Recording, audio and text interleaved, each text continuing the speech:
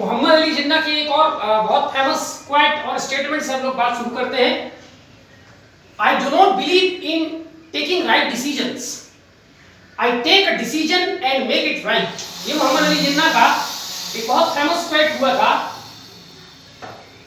इस कथन में मोहम्मद अली जिन्ना ये कहते हैं कि मैं सही निर्णय लेने पर विश्वास नहीं करता, मैं कोई भी एक निर्णय लेता हूं और उसको सही करने का प्रयास करता हूं। ठीक है, तो ये बड़ा मोटिवेटिंग क्वाइट है। चलिए, मुस्लिम लीग से जुड़े कुछ और महत्वपूर्ण नेता। नवाब सलीमुल्लाह खान 1871 में इनका जन्म हुआ था, उत्तर प्रदेश आज के जो है वहां पर, और 1915 में इनकी जो है मृत्यु हुई थी ढाका में। Fourth Nawab of Dhaka, Dhaka के चौथे नवाब थे ये।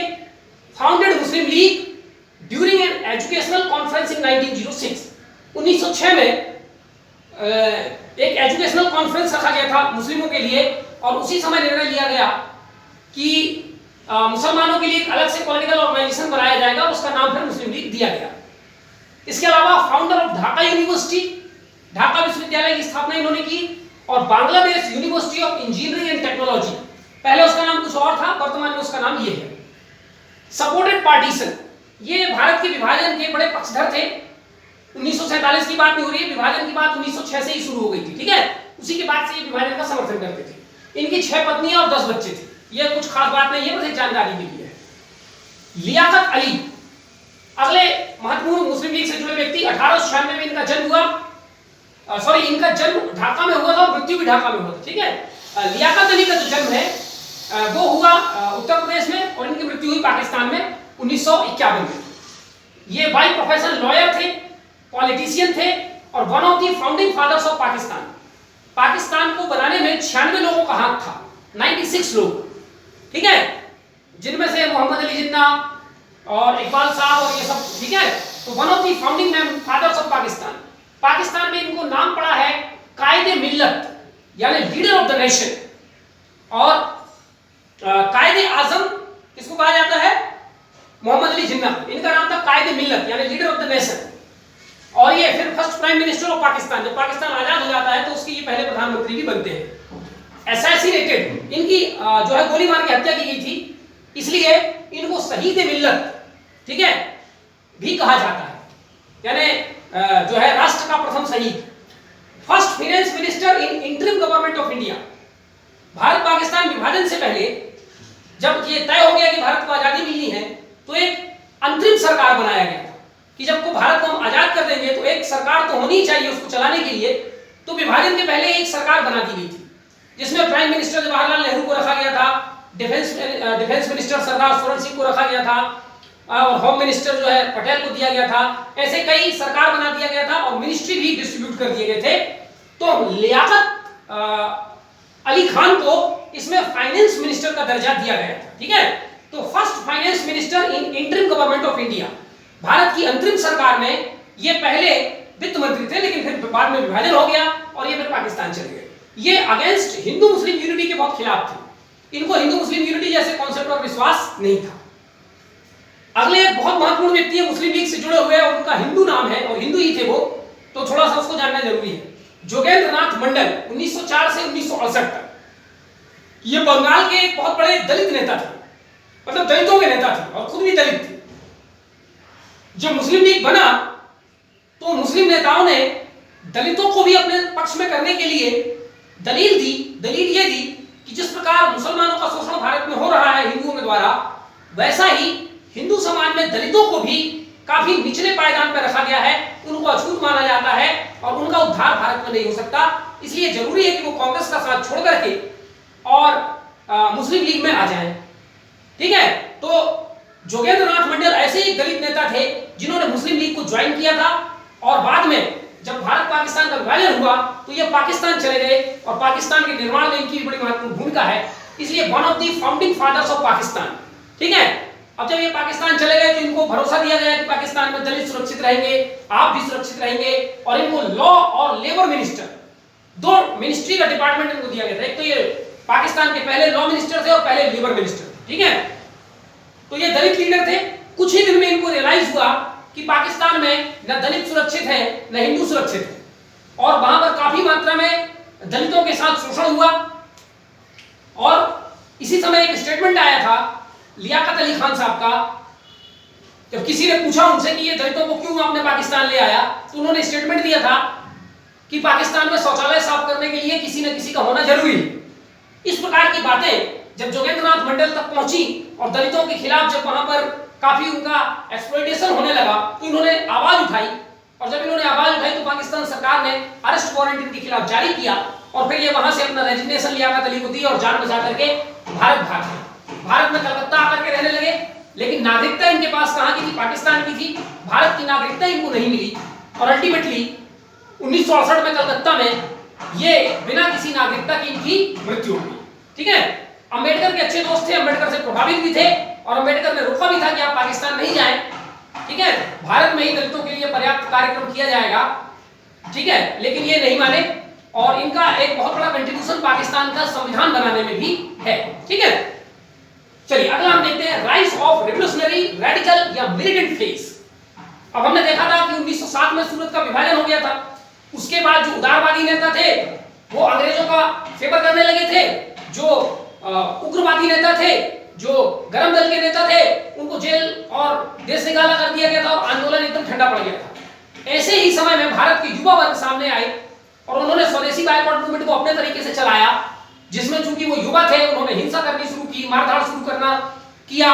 ठीक है, और उन्होंने कहा कि हम अहिंसावादी नहीं, हम हिंसा को बर्दाश्त नहीं करेंगे, हमें स्वतंत्रता प्राप्त करनी है। इन तमाम नए सिद्धांतों के साथ 1907 के बाद जो खाली स्थान आ गया था राष्ट्रीय आंदोलन में, उसको कोई लीडर नहीं था उसको आगे बढ़ाने के लिए। ऐसी परिस्थिति में पढ़े लिखे नौजवान युवा बंगाल और बंगाल के अलावा भारत में और भी कई जगहों से उठ खड़े हुए, और यहीं से हिंसा का एक दौर शुरू हुआ, और इस दौर को भारत में रेवोल्यूशनरी माने क्रांतिकारी, रेडिकल माने उग्रवादी या चरमपंथी, और मिलिटेंट यानी ससैन्य विद्रोह का दौर भारत में माना जाता है।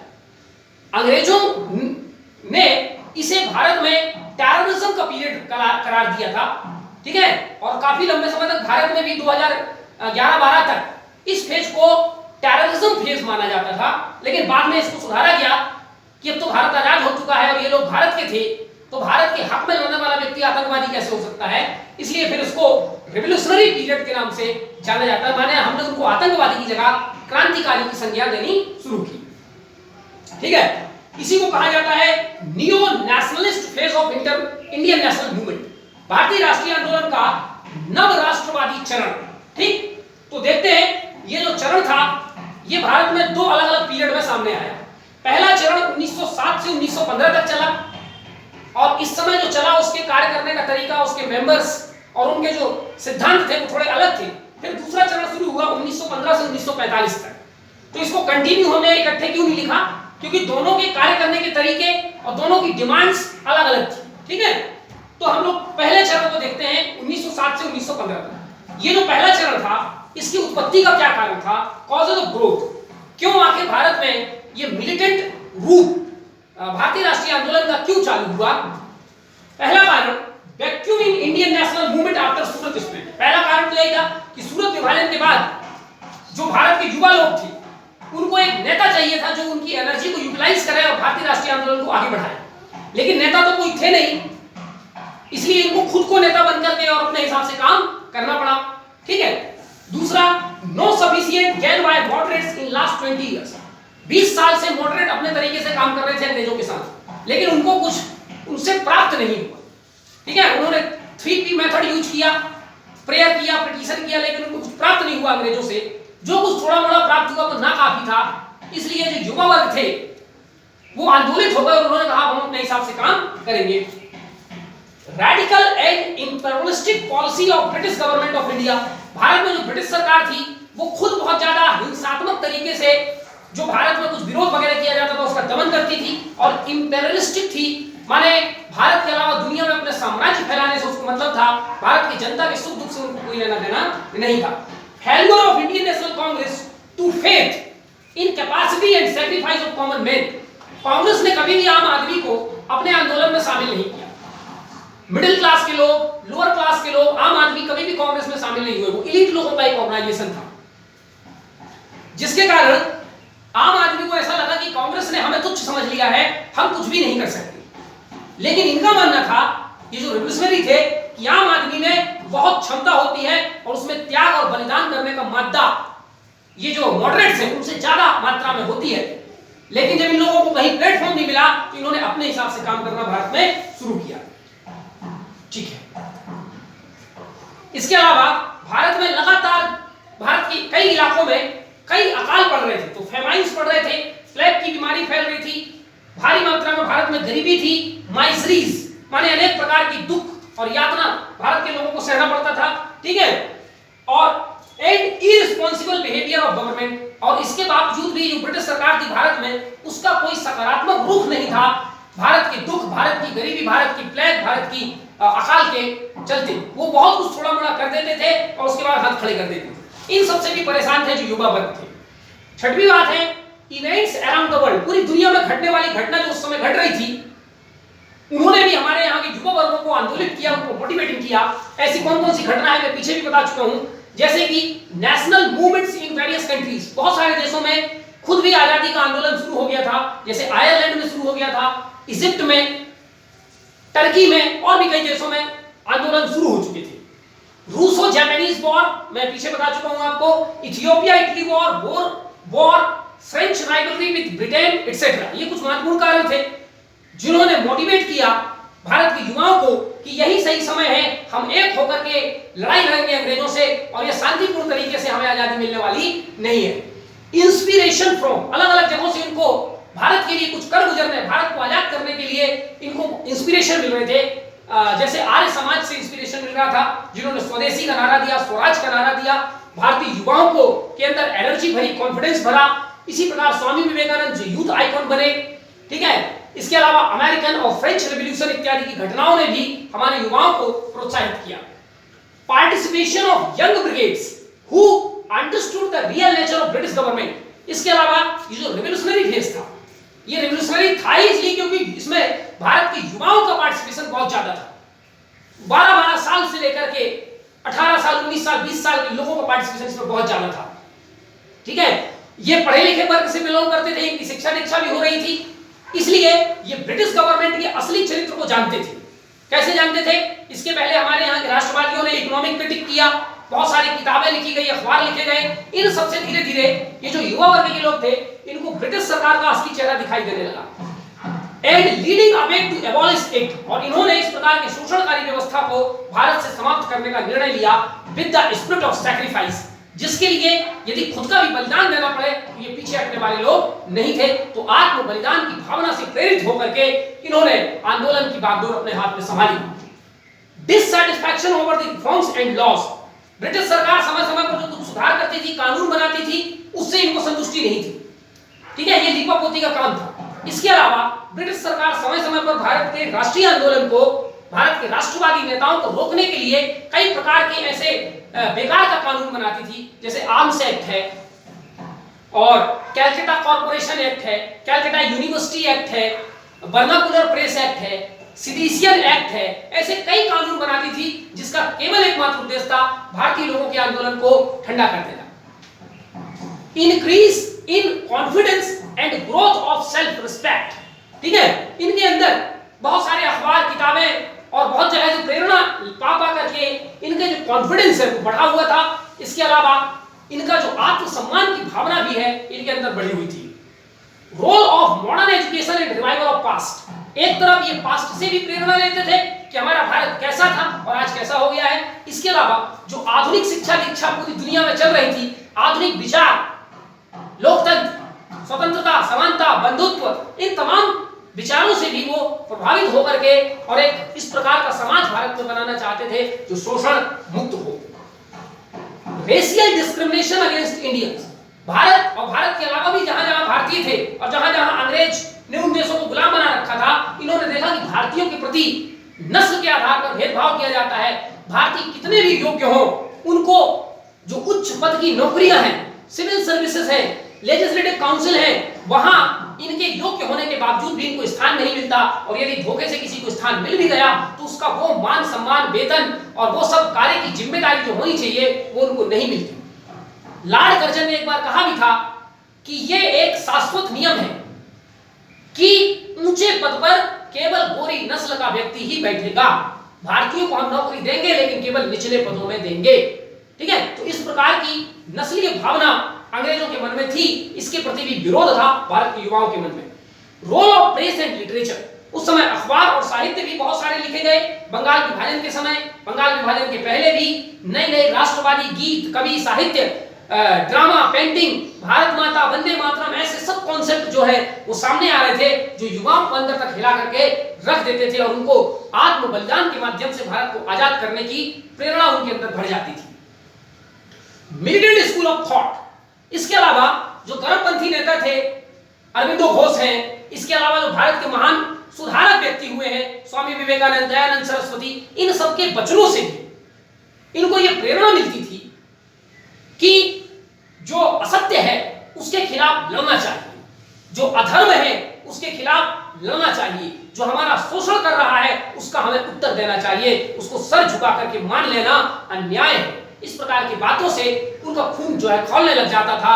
ठीक है, फिर बिपिन चंद्र पाल, बाल गंगाधर तिलक, स्वराज मेरा जन्मसिद्ध अधिकार है, ठीक है, और गुलामी से बेहतर आजादी की जिंदगी होती है, तो ये तमाम प्रकार की बातें जो समाज में फैल रही थी धीरे धीरे, तो एक प्रकार से ये मिलिटेंट स्कूल माने एक जुझारूपन की क्षमता का विकास भारत में होने लगा था। ठीक है, उससे भी इन्होंने प्रभावित हुए। इमर्जेंस ऑफ ट्रेंड लीडरशिप, इसके अलावा इसके पहले जो 1857 के पहले जो विद्रोह वगैरह हुआ करते थे उसमें स्थानीय नेता होते थे जो पढ़े लिखे नहीं होते थे और कोई स्ट्रेटजी नहीं जानते थे, लेकिन ये जो मिलिटेंट और ये जो रिवॉल्यूशनरी फेज भारत में चला, इसमें पढ़े लिखे युवा, उनमें से कई विदेश जा चुके थे, कई विदेश से वापस लौट के भारत आ रहे थे, उनको आधुनिक शिक्षा पद्धति, ज्ञान, साइंस एंड टेक्नोलॉजी इत्यादि का ज्ञान था, तो थोड़ा ट्रेंड लीडरशिप जो है वो इमर्ज हुई इन युवाओं के भीतर से ही। जब इनको लगा कि ना तो मॉडरेट सब हमारा साथ दे रहे हैं ना एक्सट्रीमिस्ट, तो इन्होंने अपने हिसाब से लीडरशिप संभाली। ठीक, लेकिन इनका तरीका जो है वो ना मॉडरेट जैसा था ना एक्सट्रीमिस्ट जैसा था। इनका तरीका क्या था हम आगे देखते हैं। वर्किंग मेथोडोलॉजी, इनके कार्य करने का तरीका क्या था?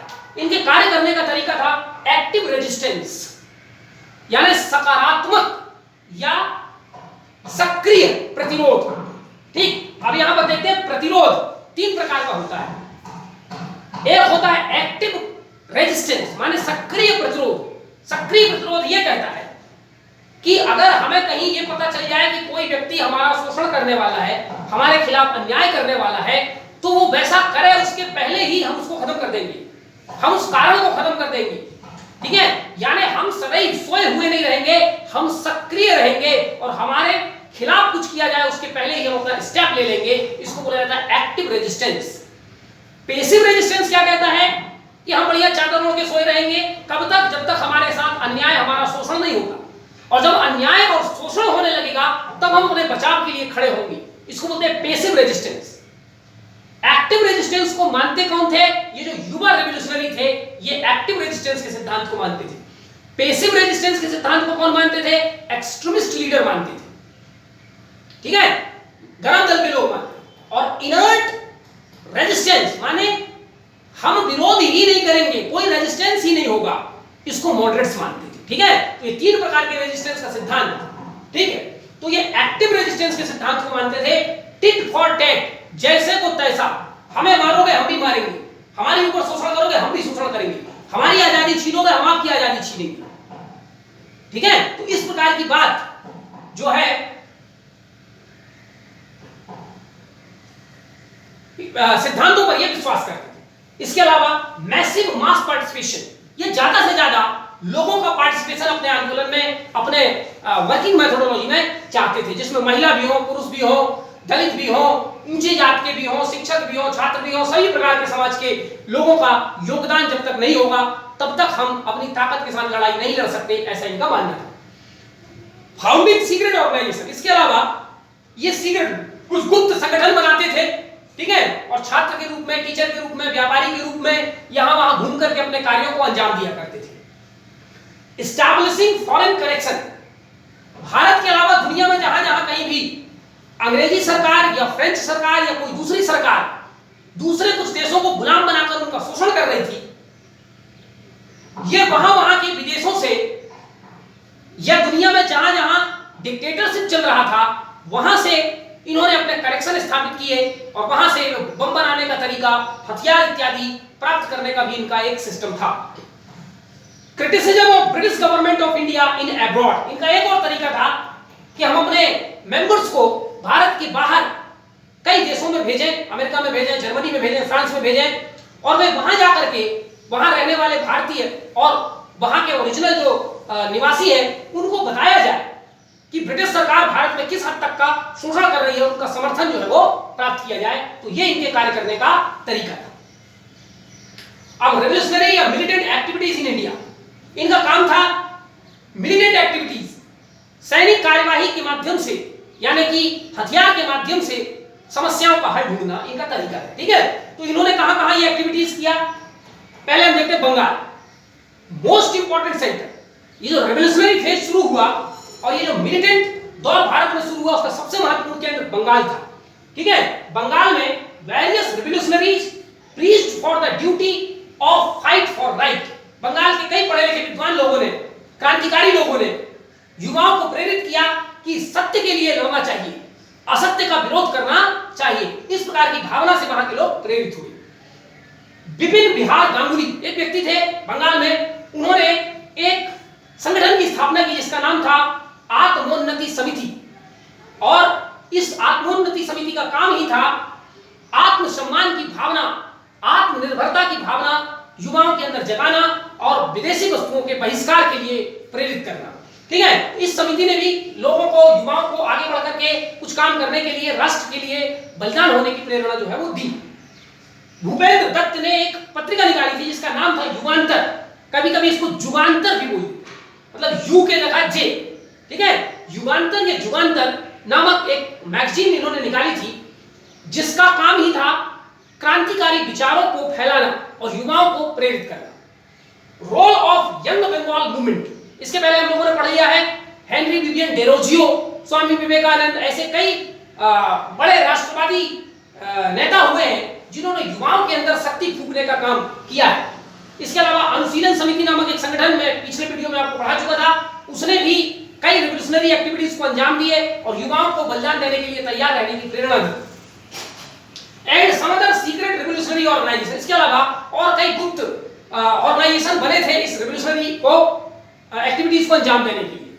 ठीक है, अब अनुशीलन समिति से जुड़े हुए कुछ लोगों ने कुछ मिलिटेंट एक्टिविटीज को अंजाम दिया है, जैसे कि प्रफुल्ल चाकी एंड खुदीराम बोस ऑफ अनुशीलन समिति।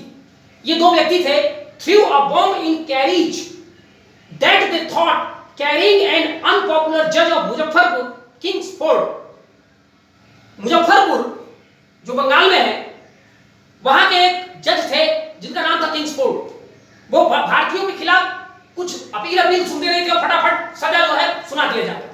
तो बहुत अनपॉपुलर थी, लोगों के मन में बड़ा गुस्सा था इस जज के प्रति। एक बार ये अपनी गाड़ी में बैठ करके जा रहे थे, तो जो खुदीराम बोस और प्रफुल्ल चाकी हैं उनको लगा गाड़ी में किंग्सफोर्ड बैठे हुए हैं, हालांकि वो उस गाड़ी में नहीं बैठे हुए थे, उस गाड़ी में कुछ ब्रिटिश महिलाएं और कुछ बच्चे बैठे हुए, लेकिन इनको लगा कि गाड़ी में वही बैठा है। इन्होंने बम फेंका, बम के कारण गाड़ी में विस्फोट हुआ और कुछ महिलाएं और बच्चे मारे गए। ठीक है, तो किंग्सफोर्ड तो बच गए, लेकिन इस घटना को जो कि अप्रैल 1908 में हुआ, इसके चलते 35 लोगों को गिरफ्तार किया गया, जिसमें अरविंद घोष को भी जो है वो गिरफ्तार कर लिया गया। बाद में अरविंद घोष को छोड़ दिया गया, खुदीराम बोस को पकड़ के फांसी में चढ़ा दिया गया और प्रफुल्ल चाकी को बड़ा दुख हुआ कि मेरे कारण जो है निर्दोष बच्चे और महिलाएं मारी गई हैं, और उनको एक रिमोर्स, उनको एक पश्चाताप हुआ और उसने खुद को अपने आप को गोली मार करके सुसाइड कर लिया। ठीक है, लेकिन इन दोनों के बलिदान के कारण, ठीक है, both became symbol of selfless sacrifice, दोनों निस्वार्थ त्याग और बलिदान की प्रेरणा बन गए युवाओं के लिए। इनके लिए गीत लिखे जाने लगे, इनको हीरो बना दिया गया और इनसे प्रेरणा लेकर के और भी युवा इस मिलिटेंट और रेवोल्यूशनरी एक्टिविटीज में टेक पार्ट करने लगे। Nashik collector Jackson was assassinated on December 1909। तो उधर वाली घटना अप्रैल 1908 की है। 1909 के दिसंबर में नासिक का एक कलेक्टर था जिसका नाम था जैक्सन, उसको भी युवाओं ने गोली मार करके उसकी हत्या कर दी। A DSP was shot dead at Calcutta High Court on 1910। 1910 में कलकत्ता हाई कोर्ट के बाहर एक डीएसपी को गोली मार करके हत्या कर दी गई। तो कुल मिलाकर ये सब दिखाने का तरीका था कि केवल आप ही गोली चलाना नहीं जानते, हम भी गोली चलाना जानते हैं और हमें कम मत समझो, ठीक है। We are ready to answer you in your own language, ठीक है। ये दिखाने का इनका तरीका था, ठीक है। इसके अलावा unsuccessful attempt to murder viceroy of India Lord Hardinge second 1912, Lord Hardinge के समय में ही भारत की राजधानी कलकत्ता से दिल्ली ट्रांसफर किया गया था। इसका कलकत्ता के कुछ युवा लोग विरोध करते थे, जिसमें अनुशीलन समिति के 2 महत्वपूर्ण सदस्य रास बिहारी बोस और सचिन सन्याल, ये कलकत्ता से दिल्ली आ गए और दिल्ली में बड़ा जश्न मन रहा था दिल्ली को राजधानी बनाने का, और एक बढ़िया सवारी निकल रही थी। एक गाड़ी में जो है रास बिहारी बोस बैठे हुए थे, उसके आगे हाथी घोड़े सब चल रहे थे, ठीक है। इन्होंने गाड़ी में बम फेंका, लेकिन गाड़ी के पहले बम गिर गया और उसमें एक हाथी और महावत भी जख्मी हुए थे, और थोड़ा मोड़ा जो जख्म है वो लॉर्ड हार्डिंग को भी आया था, ठीक है। तो ये घटना हुई थी। बाद में अच्छा, इस घटना का नाम दिया गया था दिल्ली कॉन्स्पिरेसी केस, ठीक है, दिल्ली षड्यंत्र मामला। ये मामला था। बाद में जो है रास बिहारी बोस तो भग गए, फ्रांस वगैरह चले गए, और सचिन सन्याल भी भारत छोड़ करके भाग गए, ठीक है, पकड़ नहीं पाई थी पुलिस इनको। तो ये थे कुछ महत्वपूर्ण घटनाएं जो 1915 तक घटित हुए बंगाल में। फिर दूसरा चरण हम लोग आगे देखेंगे। अब हम देखते हैं ये जो मिलिटेंट दौर चल रहा था, रेवोल्यूशनरी फेज चल रहा था, इसका दूसरा महत्वपूर्ण केंद्र था बम्बई। तो second most important centre Bombay, आज का महाराष्ट्र, ठीक है। 1878 में पुणे में एक भारी अकाल पड़ा, जिसमें जो पुणे के एक महत्वपूर्ण क्रांतिकारी थे वासुदेव बलवंत फड़के, वो सरकारी नौकरी करते थे, फाइनेंस सेक्रेटेरिएट, वित्त सचिवालय में भी कोई नौकरी करते थे। उन्होंने उस नौकरी को छोड़ी। उसके बाद में महाराष्ट्र में रहने वाले एक जनजाति थी जिसका नाम था रामोसी जनजाति, और रामोसी जनजाति के युवा और लोगों को एकत्रित किया, और यहीं से रामोसी विद्रोह जो है वो शुरू होती है अंग्रेजों के खिलाफ। इसमें कई अंग्रेजों को मारा जाता है। अल्टीमेटली 1878 में 2 साल के भीतर ही फड़के को पकड़ के अरेस्ट कर लिया जाता है, उसको आजीवन कारावास की सजा दे दी जाती है। और ये जो फड़के रिवोल्ट शुरू हुआ था, इसको रामोसी विद्रोह भी कहते हैं और फड़के रिवोल्ट भी कहते हैं, ये अल्टीमेटली समाप्त हो गया, ठीक है। आगे है Chapekar brothers threw a bomb on black commissioner of Pune A Rand. A Rand नामक एक व्यक्ति थे 1896 में, ठीक है। और ये प्लेग वाली कहानी मैं आपको पहले सुना चुका हूं। तो चापेकर बंधुओं ने ए रैंड की हत्या कर दी। फिर वीडी सावरकर एक महत्वपूर्ण क्रांतिकारी हुए बंगाल के, जिन्होंने हिंदू राष्ट्र की संकल्पना दी और फर्स्ट वॉर ऑफ इंडिपेंडेंस नामक किताब लिखी। अभी वीडी सावरकर के बारे में मैं आगे आपको बताऊंगा, ठीक है। तो ये जो वीडी सावरकर थे, ये चापेकर बंधुओं को फांसी की सजा दे दी गई थी, उससे बड़े नाखुश थे। इसलिए इन्होंने भी युवाओं को इकट्ठा किया और एक मिलिटेंट ऑर्गेनाइजेशन बनाया, जिसका पहले नाम रखा गया था मित्र मेला सन 1900 में। बाद में 1904 में इसका नाम बदलकर रख दिया गया अभिनव भारत, ठीक है।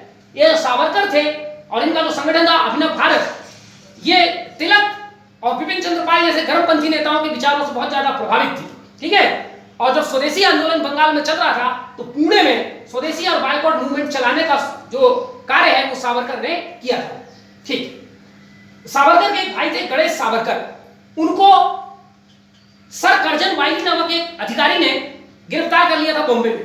उनको शक हो गया था कि कुछ आतंकवादी घटना भारत में करने वाले हैं, ठीक है।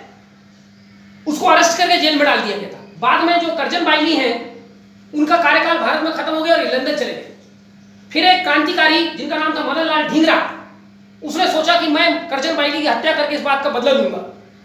तो फिर वो लंदन जाते हैं और लंदन में कर्जन वाइली की गोली मार करके हत्या कर देते हैं और खुद को अपना सरेंडर कर देते, ठीक है। तो ये कर्जन वाइली पहले ऐसे अंग्रेज थे जिनकी हत्या ब्रिटेन में भारत से जाकर के किसी व्यक्ति ने की थी। ये घटना 1908 की है। बाद में मदन लाल ढींगरा को गिरफ्तार करके और फिर फांसी की सजा दे दी गई थी। Lala Hardayal founded a secret revolutionary organisation in England में भारतीय युवाओं को क्रांतिकारी आंदोलन के लिए तैयार करने के लिए लाला हरदयाल नामक व्यक्ति ने, हालांकि ये पंजाब से थे, बंबई से नहीं थे, ठीक है, लेकिन इसमें बहुत सारे लोग जो बंबई के थे उन्होंने भी मदद की थी। तो इंग्लैंड में एक इन्होंने ऑर्गेनाइजेशन बनाया था जिसका नाम रखा था इंडिया हाउस। इंडिया हाउस का डिटेल में आगे आपको बताऊंगा, ठीक है, अलॉन्ग विद श्यामजी कृष्ण वर्मा। तो ये कुछ महत्वपूर्ण घटनाएं हैं।